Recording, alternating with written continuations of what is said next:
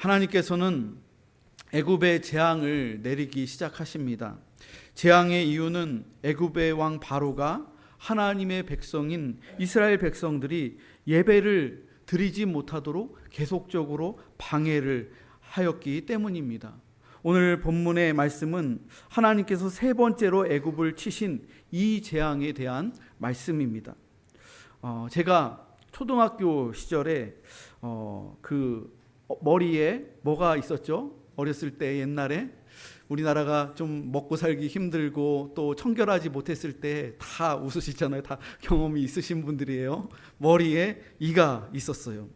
저도 한 4학년, 5학년쯤에 학교에서 이를 옮아 온 거예요. 그래서 머리가 막 가렵고 또 피도 나는 것 같고 막 머리를 벅벅 긁는데 어머니가 누우라고 해갖고 머리를 하나씩 이렇게 보면서 벌레를 이렇게 잡아내는 거잖아요. 머리 사이사이를 뒤적이고 또 이가 또 뭐를 까요? 거기다가 알을 이렇게 까놨잖아요. 그러면 머리 사이사이에 그냥 그 이 알들이 가득 있는데 동생하고 누워갖고 하루 종일 어머니가 이를 이렇게 잡아주고 또 알도 까갖고 이렇게 어떻게 이렇게 터뜨리잖아요. 탁탁 터지잖아요. 그렇게 잡는데 그 머리를 이렇게 끄드르는데 그 고통이 얼마나 아픈지 그때 막 울었어요. 너무 힘들다고, 너무 따갑다고. 그러자니 또 안 할 수도 없고, 그래서 뭐 빗을 찬빗으로 막 빗기도 하고, 또 나중에 약국에서 뭐 어떤 샴푸도 나왔다고 해갖고 샴푸도 막 하고, 그래도 막 안 되면은 최후의 수단은 어떻게 해요? 바리깡 갖고 와고 머리를 그냥 아주 짧게 그렇게 밀어 버리잖아요. 참 그때 밤마다 어렸을 때 청결하지 못하니까, 지금처럼 깨끗하지 못하니까는 이가 막 돌면은 반에 또 그렇게 옮아오면은 가족에게, 엄마 아빠에게도 이가 이렇게 옮기기도 하죠. 요즘 아이들을 보면은 거의 요즘에는 이를 찾아볼 수가 없죠. 대신에 요즘에는 아이들이 좀 이렇게 환경이나 이런 것들 때문에 기관지가 안 좋거나 또 몸에 아토피 때문에 피부 발진이 일어나서 그거 긁고, 그래서 피부과 가서 연고 처방하기도 하고 또 약도 먹어야 되고, 이런 다른 지금은 환경 오염이나 잘못된 그러한 식습관으로 인해서 다른 이 질병들이 이렇게 찾아오지요. 가난한 나라 사람들이 그 나라가 가난하기 때문에 몸 밖에는 뭐 빈대 같은 것들, 또 이런 것들을 이렇게 많이 이렇게 붙어 있고, 또 몸 안으로는 회충이나 뭐 촌충이나 이상한 그런 기생충들이 우리의 이 내장 속에 이렇게 서식하잖아요. 그 이유가 뭐냐면 사람들이 가난하기 때문에 어쩔 수 없이 잘 씻지를 못하고, 또 음식도 좀 좋지 않은 음식들을 좀 세균들이 많은 거를 모르고 먹기도 하고, 또 물들도 굉장히 오염됐기 때문에 물 마시고 거기에 있는 막 기생충들이 몸에 들어가서 굉장히 몸을 안 좋게 하잖아요. 이렇게 이런 좋지 않은 환경이나 가난한 나라에 살다 보면은 어른들이나 아이들이나 몸 안팎에 좋지 않은 이런 미물들이 붙어서 함께 이렇게 살아가게 되고 건강을 해치게 하지요. 우리가 생각할 때 도대체 이나 빈대나 이런 벼룩 같은 것들이 왜 무엇 때문에 존재하는지 잘 이해가 되지 않을 때가 있어요. 보통 어떤 사람에 대해서 저 사람은 늘 빈대 붙는 것을 좋아한다, 이런 말을 하잖아요. 그게 뭐냐면 자기는 아무것도 하지 않으면서, 일도 하지 않으면서 다른 사람의 도움으로 그냥 공짜로 붙어서 밥을 얻어 먹기도 하고, 다른 사람에게 이렇게 들러붙어서 의존해서 직업을 갖거나 열심히 일하지 않고 그렇게 빈대 붙어서 사는 사람들을 일컬어 빈대 붙는 것을 저 사람 좋아한다, 저 사람 빈대 같아, 이런 말을 하잖아요. 하나님은 그런데 이런 이나 빈대 같은 이러한 작은 미물도 사용하셔서 깨닫지 못하는 바로를 징계하셨다는 사실입니다. 오늘 말씀을 보면 하나님께서 이를 통해서 바로를 깨우치시는 거예요. 여러분, 그러므로 이 세상에 존재하는 모든 것들은 아무 쓸모없는 것들이 없다는 거예요. 하나님께서 붙들어서 사용하시면 그 작은 미물도 뭔가의 쓸모가 있다는 사실이죠. 하나님께서는 하찮은 개구리들도 사용하셔서 하나님의 군대로 사용하셨습니다. 이도 하나님께서 붙드시니까 애굽을 항복하게 만드는 하나님의 강력한 도구가 되었다는 거예요.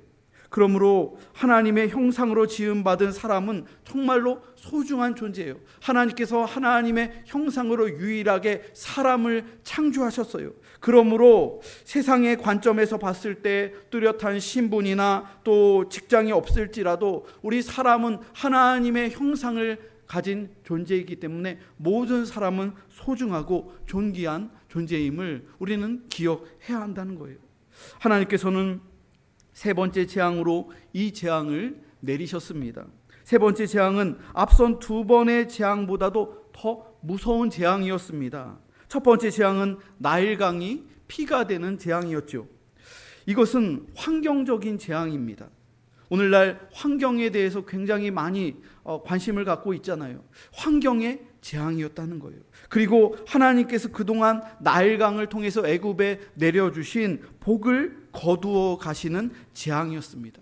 이 나일강은 애굽인들에게 물질의 복을 의미하는데 그 물질의 복을 한순간에 하나님께서 걷어 가셨다는 것이죠. 그리고 두 번째 재앙은 개구리 재앙으로, 이 개구리 재앙은 생활의 불편함과 관련이 있는 재앙입니다. 삶의 질이 떨어지는 거예요. 개구리들이 사람을 물거나 혹은 전염병을 옮기지는 않습니다. 다만 개구리들이 굉장히 시끄럽게 개굴개굴거리고 또 시도 때도 없이 나타나서 침대에도 나타나고 식탁에도 나타나고 가는 곳곳에 그렇게 많이 나타나니까 삶의 질이 떨어지는 거예요. 생활이 불편해지는 거예요. 그리고 굉장히 혐오스러워지는 것이죠. 그런데 세 번째 이 재앙은 하나님께서 사람들의 몸에 처음으로 손을 대신 재앙입니다. 사람의 몸에 신체에 손을 대시고 또 키우는 소나 또 양이나 염소나 키우는 가축들에게도 이 벼룩들이 달라붙어서 피를 빨아먹는 거예요. 그래서 사람의 신체와 동물들의 그 몸에 손을 대신 첫 번째 재앙입니다. 하나님께서는 아주 작은 민물들을 보내셔서 애굽 사람들과 애굽의 재산을 굉장히 괴롭히셨습니다. 여러분 욥기를 보면 욥이 하나님과 사탄 사이에서 시험을 받지요. 첫 번째 시험은 그의 재산을 치셨습니다. 그가 소유하고 있는 그 재산을 다 한순간에 날아가도록 재산을 치셨습니다.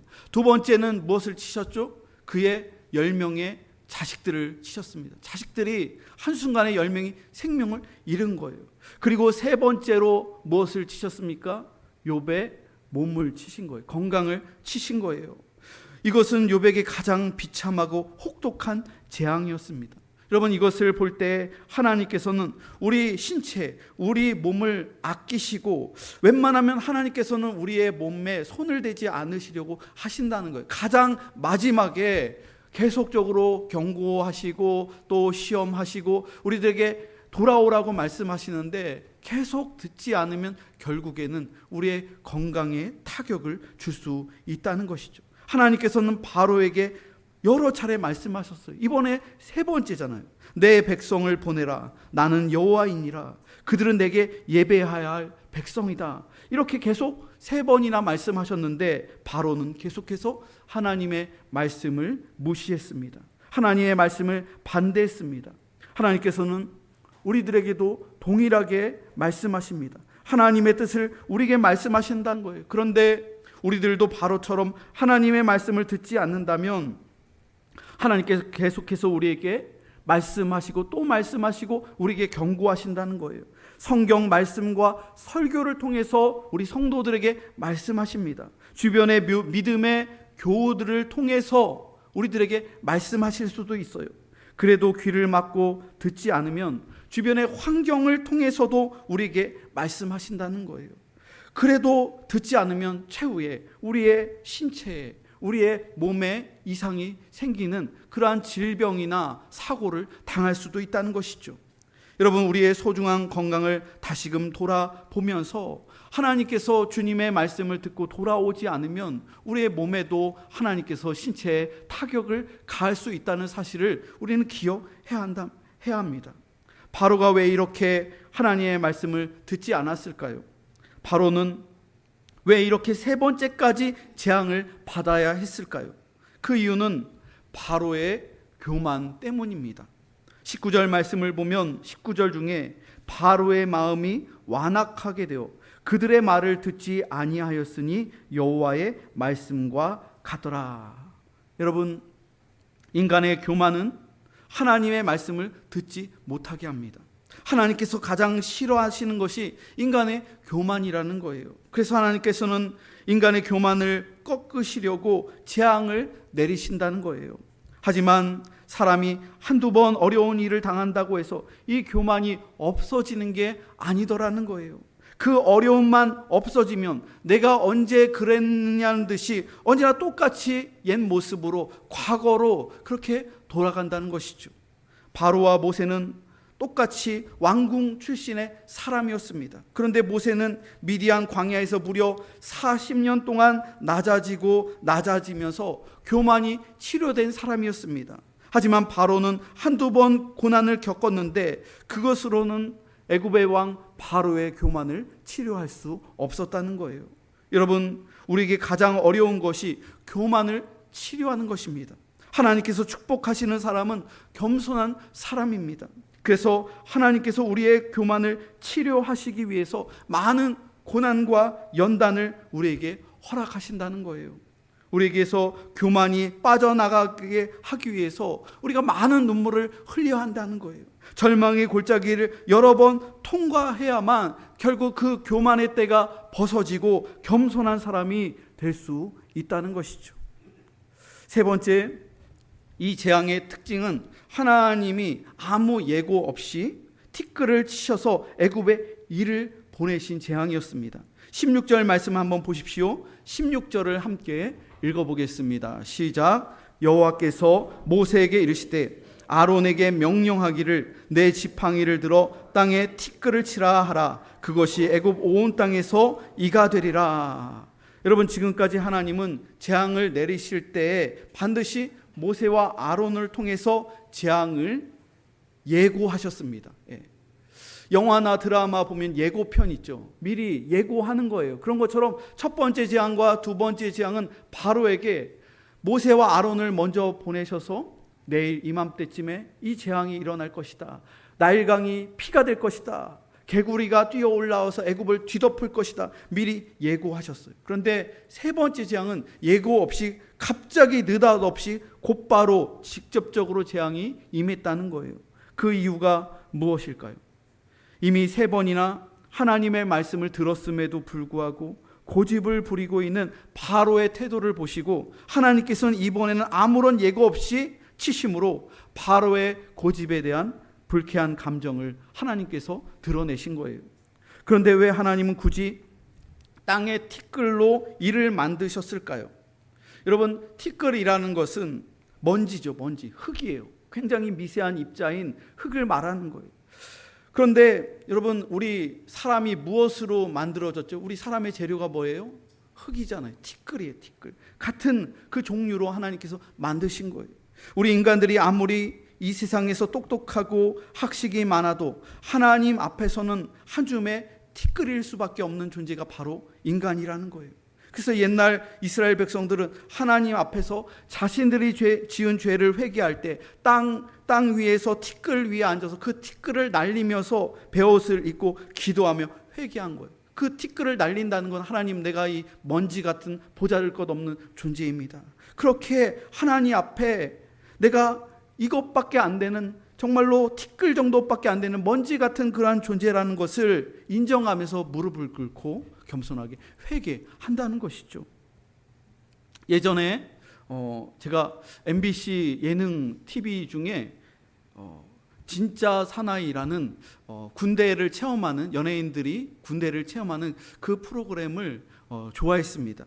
옛날에 젊었을 때 군대에서 훈련받고 또 고생했던 것을 그 예능을 보면서 나도 젊었을 때 저런 훈련을 받았는데, 그러면서 군대 이 예능을 좋아해요. 저는 그 중에서 특히 남자 연예인이 출연했을 때보다 여자 연예인들이 출연했을 때 그 여성들이 나와서 훈련받고 또 군생활하는 그 모습을 보면서 참 재미있었어요. 시청률도 남자들이 나와서 이렇게 하는 것보다 여자 연기자들이 나와서 이렇게 했을 때 그 시청률이 훨씬 더 높았다고 합니다. 왜 그럴까 이렇게 생각해 봤는데, 평상시에 여자들의 전혀 볼 수 없었던 모습을, 그 훈련받는 모습, 또 군생활하는 모습, 그 모습에서 평상시에 전혀 볼 수 없었던 의외의 모습이 툭툭 튀어나오면서 굉장히 그 모습이 재미있었어요.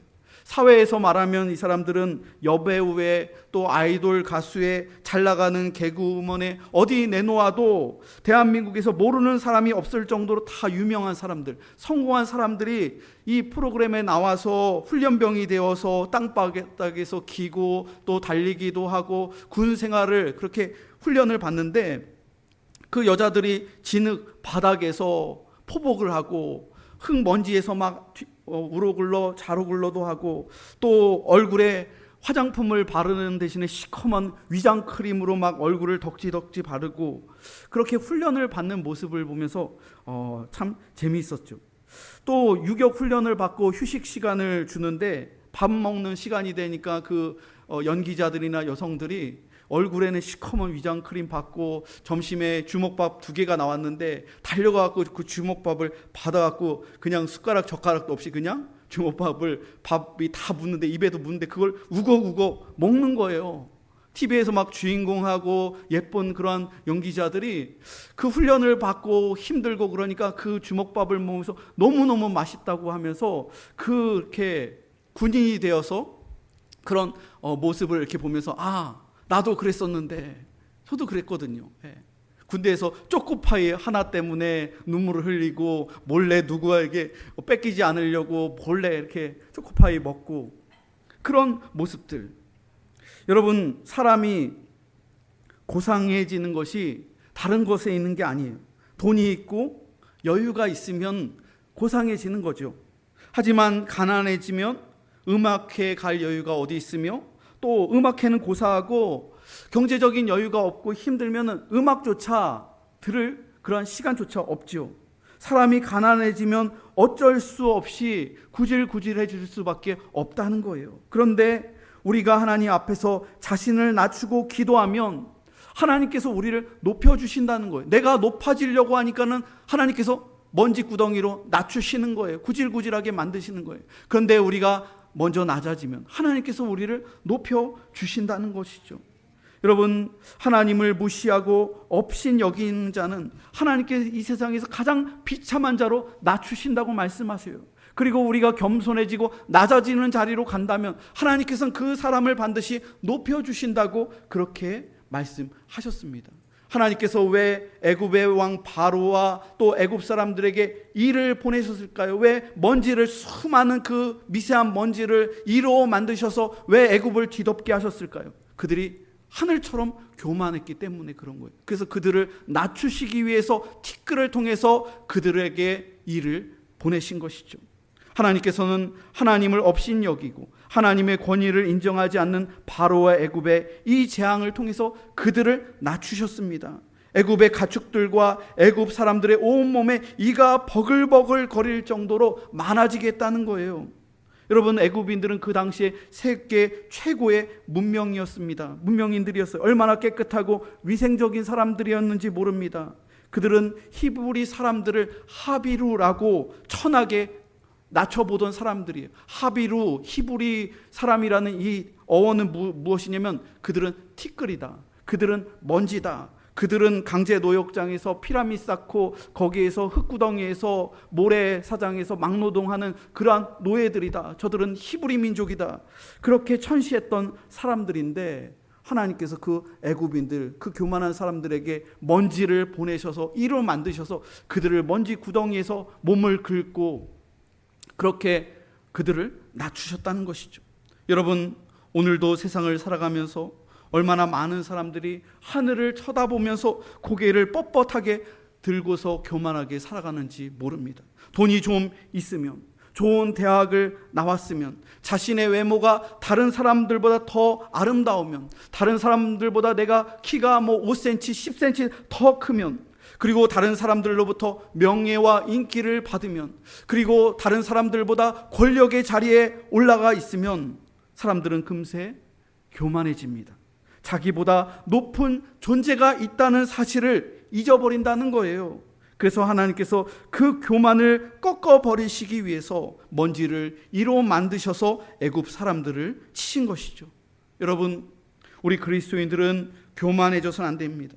세상적인 관점으로, 세상적인 시각으로 사람을 판단하면 안 된다는 거예요. 하나님께서는 사람의 외모를 보시지 않습니다. 그 사람의 중심을 보신다는 거예요.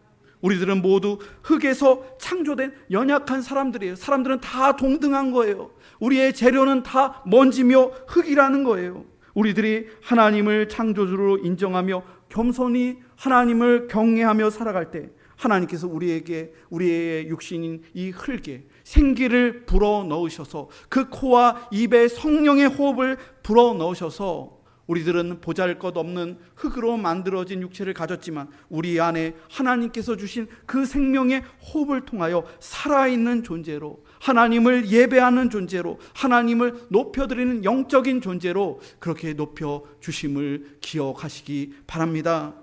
지금까지 애굽의 요술사들은 모세와 아론이 행하는 기적을 모방해서 하나님의 능력을 깎아내렸습니다. 하지만 세 번째 이 재앙부터는 이것을 따라하지 못했습니다. 18절과 19절 말씀 한번 보세요. 18절과 19절을 읽어보겠습니다. 시작. 요술사들도 자기 요술로 그같이 행하여 이를 생기게 하려 하였으나 못하였고 이가 사람과 가축에게 생긴지라 요술사가 바로에게 말하되 이는 하나님의 권능이니이다. 이들은 지금까지 흉내를 낼 수 있었지만 지금 이 티끌, 아주 미세한 입자인 이 티끌을 이로 만들 수는 없었습니다. 요술사들은 바로에게 세 번째 재앙을 겪으면서 이것은 하나님의 권능이니이다, 이렇게 인정할 수밖에 없었다는 거예요. 자기들은 도저히 이것을 모방할 수 없다는 것이죠. 여러분, 히브리 성경 원문을 보면은 이것은 하나님의 권능입니다. 이 권능이 이것은 하나님의 손가락입니다, 이 뜻이에요. 정확하게 말하면 여기서 권능은 히브리어로 에츠바라고 하는데 그것은 하나님의 손가락을 말하는 거예요. 하나님의 손가락, 그 손가락이 먼지를 치니까 그 수많은 입자인 미세한 그 먼지들이 수많은 셀 수 없는 수천만 마리의 벼룩이 되고 이가 되었다는 거예요. 여러분, 하나님의 손가락은 우리의 눈에 보이지 않는 미세한 세계까지 다스린다는 거예요. 하나님께서 손가락 하나만 까딱하시면 우리의 눈에 보이지 않는 미시적인 세계부터 손가락 하나만 까딱하면 홍해 바다까지 갈라진다는 거예요. 하나님께서 손가락 하나만 까딱하면 한 사람의 생명뿐만 아니라 한 나라 전체의 운명도 좌지우지 된다는 거예요. 여러분, 오늘날 사탄의 세력도 하나님의 기적을 흉내냅니다. 모방을 합니다. 하나님의 이름으로 설교를 흉내냅니다. 방언도 합니다. 병 고치는 것도 흉내냅니다. 애굽의 요술사가 했던 것처럼 그렇게 모방한다는 거예요. 예언도 합니다. 그러나 이들이 도저히 할 수 없는 것은 하나님의 손가락으로만 할 수 있는 것이 있다는 거예요. 그것은 따라할 수 없다는 거예요. 여러분, 그것은 하나님의 그 세심한 손가락이 우리 성도들 한 사람 한 사람의 내면을 터치하실 때 일어나는 놀라운 기적이라는 거예요.